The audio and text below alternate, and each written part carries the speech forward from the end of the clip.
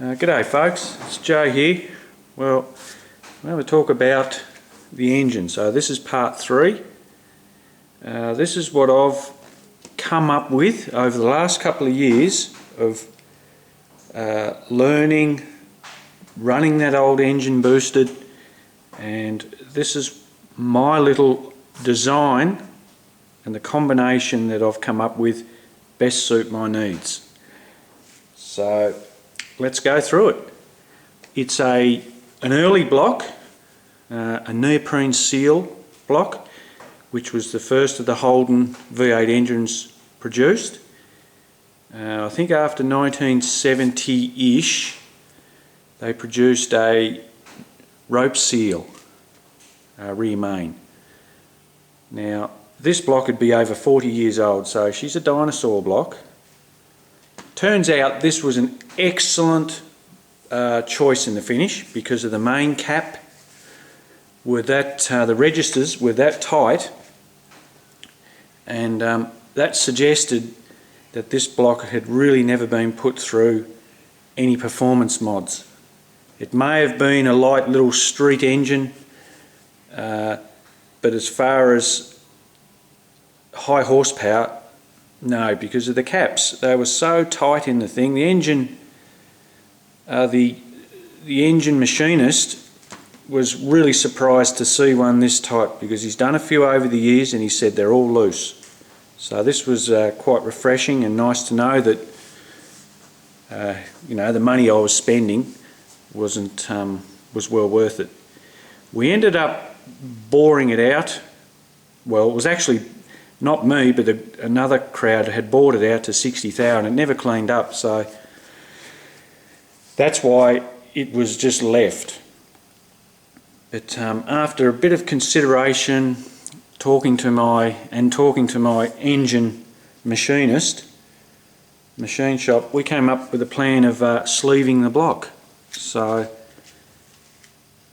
normally you wouldn't do it, but back in hindsight now, and I'm so glad I did do it, because I was hunting around for blocks and they're getting rare now, like to find a good one, 30 thou, 40 thou up. They're wanting big bucks for them before you even start to machine them. So money spending on this to re-sleeve it, in my opinion, was the best option, and it's turned out for the best in the finish. So I'll walk you through it, or sorry, I won't walk you through it, I'll talk you through it.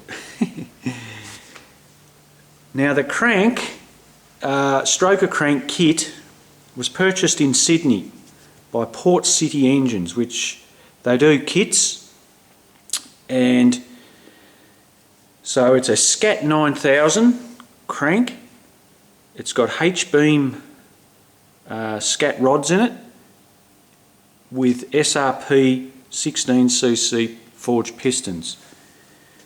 Now combined with the heads, we ended up getting a compression ratio of 9.7, a little bit higher than I originally wanted, but reality always kicks in, and by the time they had to sort of deck it down nice and even, it raised the compression ratio slightly. So look, at the end of the day, it doesn't really matter. So that was the block, and I've run, well, as well, I've put in main studs for the caps, replaced the bolts, and I've got a stud girdle in it as well. Being only a 2-bolt, the girdle went in as well. Now I'll get off subject just for a little bit, because I want to mention I was always nervous about a 2-bolt block. You know, like I've talked to so many people, and at times it gets a bit confusing. You know, everyone's saying, oh, 4-bolt it, 4-bolt it. And I agree too, you know, to a point. But I was only watching a video the other week, you know, and it was on full boost, and there's this guy that's got a VK Commodore wagon. He's running a 2-bolt bottom end, very similar, and he's running $7.99 over the quarter. He's got down to $7.99. Now, to do those times, you've really got to be up around the 1200 horsepower department, because he's trapping around 180 mile an hour. Now that's incredible when you think about it. A 2-bolt block handling that sort of power. For how long, who knows? I know the car's been running mid to low 8s for a while, and now he's just clicked into the 7s. Now that's an incredible feat in my book on a 2-bolt. So gives me some reassurance on the power level really that I'm chasing, that a 2-bolt will hold up. So that, you know, to me that's incredible. So yeah, good on to that guy for doing that. Now back on the subject of the engine, I'm running Yellowterra heads, which are the early design. They're a -3 high port. I bought them complete, so that came with valves and springs and everything. Now the valves are a 1.9 valve, inlet valve, and an exhaust of 1.64, I think.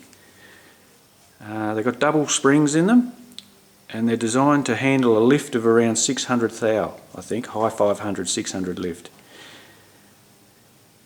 490 out of the box, the flow potential of the heads, but in reality you probably wouldn't achieve that in A.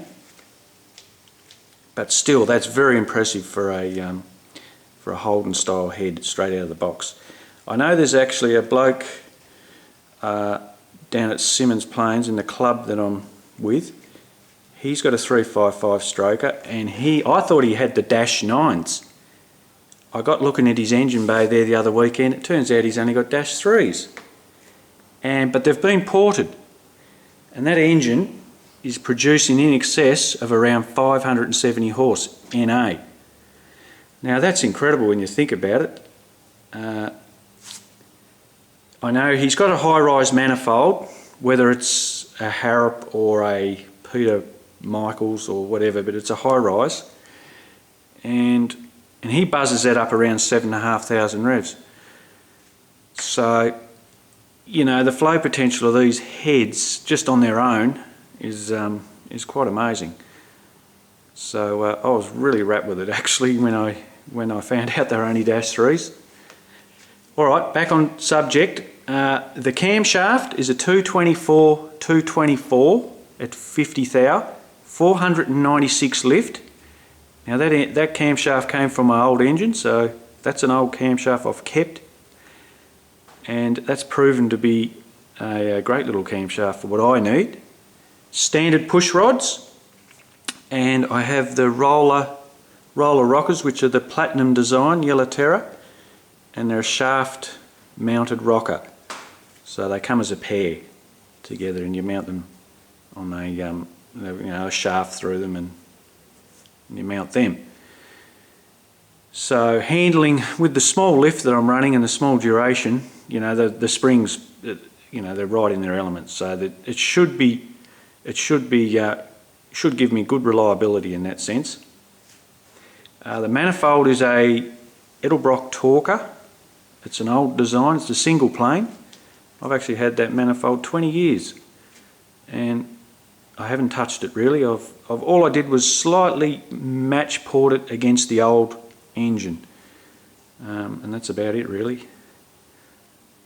I think for turbo engines or for boosted engines you really need a single plane. I don't think a dual plane would be real successful, in the sense of I think your air fuels would be too inconsistent. So I think a good single plane is the go. It's got a standard oil pump, so that's nothing special there. I like to make a point to the engine. I've had no oiling mods, so I haven't blocked off any holes or you know, touched anything in that respect. I've got a Power Bond Street balancer on the front.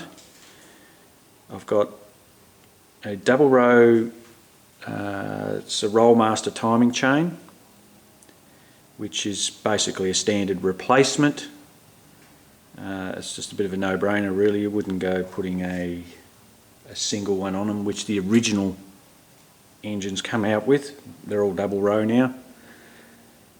That's very reliable. But as far as anything else is going on with the engine, that's it really.